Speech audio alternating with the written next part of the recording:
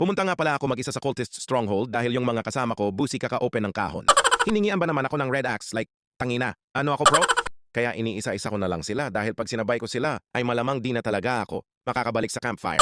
By the way, inip na nga pala ako dito dahil sobrang tagal mag-reload ng rifle na to. Parang mauna pa ata akong mamatay kaysa sa cultists eh. At may isang sumugod na baliwang nga dito. Tas bigla na lang siyang nawala. Tulad ng ex mong bigla na lang siyang nawalan ng feeling sa'yo. Akala mo mahal ka niya pero hindi. Kaya wag ka nang umasa pa dahil wala ka ng pag-asa sa kanya. And by the way nga pala, dalawa na lang sila kaya hindi na ako natatakot. Ginamitan ko na nga pala ng pistol yan kasi di ko namalayan na ubusan nga pala ng bala ang rifle. Kaya kinuha ko muna ang bala pero nagulat na lang ako mayroon pa palang mga cultist.